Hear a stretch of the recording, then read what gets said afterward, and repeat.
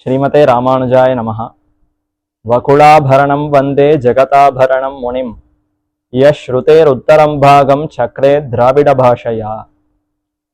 வைகாசி மாசம் விசாக நட்சத்திரத்திலே அவதரித்திருக்கக்கூடிய சுவாமி நம்மாழ்வார், அவருடைய பெருமைகளை எல்லாம் ஆச்சாரியர்கள் பலவிடங்களிலே ஸ்லோகங்களாக விளக்கியுள்ளார்கள். அதிலே ஒரு ஸ்லோகம் ஆழ்வாருடைய ஆச்சரியமான பெருமை இதிலே விளக்கப்படுகிறது.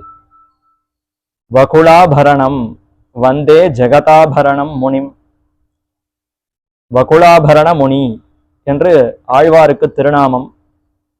வகுள மாலை, மகிழம்பூ மாலை, மகிழ புஷ்பம், அந்த புஷ்பத்தினாலே அழகான மாலையை அணிந்து கொண்டிருக்கிறார்.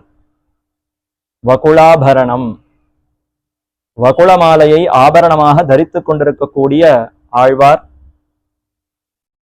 அவ்வாழ்வார் ஜகத்துக்கே ஆபரணமாக விளங்குகிறார். வகுளாபரணம் வந்தே ஜகதாபரணம்.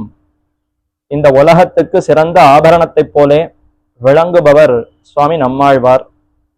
இருள் தருமா ஞாலம் என்ற இந்த பூமியானது அனைவருக்கும் அஞ்ஞானத்தையே மேலே மேலே ஏற்படுத்தி அஞ்ஞானத்திலே உழலச் செய்கிறது.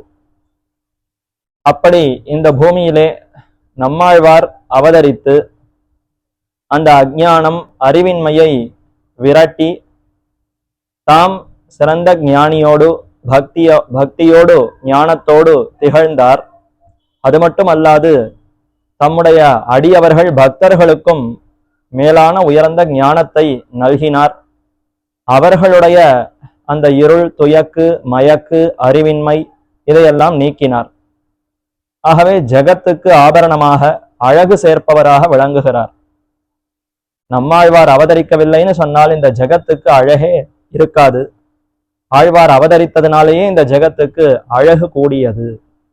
யஸ்ருதேர் உத்தரம் பாகம் சக்ரே திராவிட பாஷையா. ஸ்ருதியினுடைய உத்தரபாகம் உபனிஷத்துக்கள், வேத அந்தம் வேதத்தினுடைய முடிவான சாரமான பகுதி, அந்த உபனிஷத்துக்களை எல்லாம் அழகான தமிழிலே வெளிப்படுத்தினார். தமிழ் வேதம்ங்கிற திவ்ய பிரபந்தங்களை எல்லாம் வெளிப்படுத்தினார்.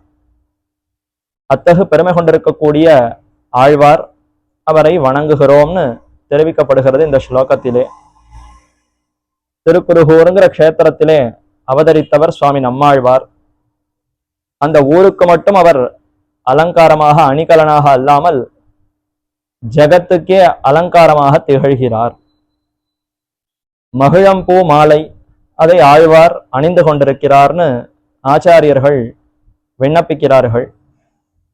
ஆளவந்தாரும் தம்முடைய ஸ்தோத்திரத்திலே, ஸ்தோத்திர ரத்னத்திலே நம்மாழ்வாரை வணங்கும் பொழுது மாதா பிதா யுவதயஸ்தனயா விபூதி சர்வம் யதேவ நியமேன மதன்வயானாம் ஆத்யஸ்யன குலபதேர் வகுளாபிராமம் ஸ்ரீமத் ததங்கிரியுகலம் பிரணமாமி மூர்தனா என்று வகுளாபிராமம், வகுள மாலையாலே அலங்கரிக்கப்பட்டிருக்கக்கூடிய திருவடிகளை கொண்டிருக்கிறார் ஆழ்வார் என்று விண்ணப்பித்து, அவ்வாழ்வாரே நமக்கு அனைத்து விதமான சொத்தாகவும் தனமாகவும் திகழ்கிறார் என்று தெரிவிக்கிறார். ஆழ்வாரும் தம்முடைய பாசுரத்திலே தாமே விண்ணப்பிக்கிறார். மகிழ் மாலை மார்பினன் வேட்கையால் சொன்ன 1010 என்று 1000 பாசுரங்களை விண்ணப்பித்தவர். தாம் யார்னு சொல்லும் பொழுது மகிழ் மாலை மார்பினன்னு தெரிவிக்கிறார். அப்போ ஆழ்வாருக்கும் மிகவும் விருப்பம் தம்மை மகிழ் மாலை மார்பினன்னு சொல்லிக் கொள்வதிலே. ஆச்சாரியர்களும் மகிழ் மாலை மார்பினன் என்று அவ்வாழ்வாரை வகுளாபரணர், வகுளாபரணாங்கிரி யுக்மம் என்றெல்லாம் கொண்டாடுகிறார்கள். இந்த மகிழம்பூ மாலை எப்படி ஆழ்வாருக்கு வந்தது என்று சொல்லும் பொழுது செவி வழியாக பெரியோர்கள் தெரிவிக்கக்கூடியது, பெருமானும் பிராட்டியும் ஆழ்வார் அவதரித்த சமயத்திலே நேரே வந்து கட்டாட்சித்தார்கள். அப்படி கட்டாட்சித்த பிற்பாடு அந்த புளியமர பொந்திலே காரி உடையநங்கை ஆழ்வாருடைய பெற்றோர்கள் இந்த குழந்தையை அங்கு விட்டார்கள்.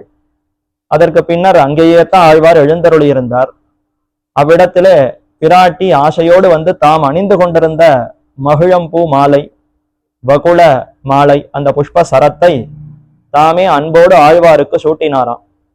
சூட்டி, இத்தோடு இவர் இருக்கட்டும், பாதுகாப்பாக இவர் இதை அணிந்து கொண்டு இவ்விடத்துல இருந்து கொண்டே இவர் எம்பெருமானை நன்கு அனுபவித்து பாசுரங்களை அருளட்டும்னு பிராட்டி, பெரிய பிராட்டி தாமே வந்து ஆசீர்வதித்தாள், அனுகிரகித்தாள். அதனாலேயே ஆழ்வார் மகிழ்மாலை மார்பினராக சேவை சாதிக்கிறார்னு சொல்லப்படுகிறது. அப்படிப்பட்ட ஆச்சரியமான வகுளாபரணர் நம்மாழ்வார். அவருடைய அனுகிரகத்தினாலேயே எம்பெருமானாரும் மகிழ்மாலை மார்பினராக நமக்கு சேவை அளிக்கிறார். திருநாராயணபுரம் மேலக்கோட்டைங்கிற க்ஷேத்திரத்துல போய் சேவித்தால் அவ்விடத்துல எம்பெருமானார் அர்ச்சா திருமேனி கொண்டு சேவை சாதிக்கிறார். அங்கு எம்பெருமானாருடைய திருத்தோளிலும் மகிழம்பூ மாலை, அந்த சரம், அது நமக்கு சேவையாகும். பெருமாள் கோவில் திவ்ய கஷேத்திரம், அங்கே நம்மாழ்வாரை அர்ச்சா திருமேனியில சேவிக்கும் பொழுது அவருடைய திருமேனியிலும் இதே மகிழம்பூ சரம் நமக்கு திருமேனியிலே சேவையாகும். திருமேனியினுடைய அவருடைய தோளிலேயே மகிழ மாலையை அணிந்து கொண்டிருப்பார். எம்பெருமான் திருத்துழாய் மாலையை அணிந்து கொண்டிருக்கிறார். ஆனால் ஆழ்வார் மகிழம்பூ மாலையை அணிந்து கொண்டிருக்கிறார். இரண்டுத்துக்கும் என்ன வேற்றுமை? எம்பெருமான் அணிந்து கொண்டிருக்கக்கூடிய திருத்துழாய்ங்கிறது சற்று உஷ்ணத்தோடு இருக்கும், சற்று அது கொஞ்சம் வெப்பத்தோடு கூடினதாக திருத்துழாய் மாலைங்கிறது அமைந்திருக்கும். ஆனால் மகிழ மாலை என்பது அது எப்போதும் குளிர்ந்ததாய், அது சற்று வாடின பிற்பாடும் நல்ல நறுமணத்தை அளிக்கக்கூடியதான ஒரு புஷ்பம். மற்ற புஷ்பங்கள் எல்லாம் வாடித்துன்னு சொன்னால் நறுமணம் வீசாது. ஆனால் மகிழ மாலை என்பது வாட வாட அது இன்றும் வாடி போக அதற்கு நல்ல அந்த நறுமணம்ங்கிறது அதிகமாகும். ஆகவே ஆழ்வாரும் அதை போலத்தான் இந்த பக்தியிலே தோய்ந்தவராய் எம்பெருமானோடு சேர்ந்து அனுபவித்த சமயத்திலேயும் பாசுரங்களை ஓஹோன்னு அருளி செய்கிறார். எம்பெருமானை விட்டு பிரிந்து வாடி இருக்கக்கூடிய நிலைமையிலும் அவருடைய பக்தி பிரகர்ஷம்ங்கிறது இன்னும் மிகுந்து காணப்படுகிறது. அந்த சமயத்திலும் துணிவோடு பெருமானை விட்டு மற்றொரு இடத்துக்கு போக மாட்டேன், இவரே நமக்கு கதி என்று அதுல உறுதி கொண்டவராய் எம்பெருமானையே பற்றி இருக்கிறார். அந்த மகிழம்புவை எப்பொழுதும் அணிந்து கொண்டவராய் பிராட்டியினுடைய அனுகிரகத்தை பெற்றவராய் இருக்கக்கூடிய நம்மாழ்வாருடைய திருவடிகளுக்கு நாமும் பல்லாண்டு பாடுவோம். பிரபன்னஜன கூட்டஸ்தரா இருக்கக்கூடிய நம்மாழ்வாருடைய திருவடிகளுக்கு அனைத்து கைங்கரியங்களையும் பண்ணுவோம் என்று கூறிக்கொண்டு அமைகிறேன். ஆழ்வார் திருவடிகளே சரணம், எம்பெருமானார் திருவடிகளே சரணம், ஜீயர் திருவடிகளே சரணம்.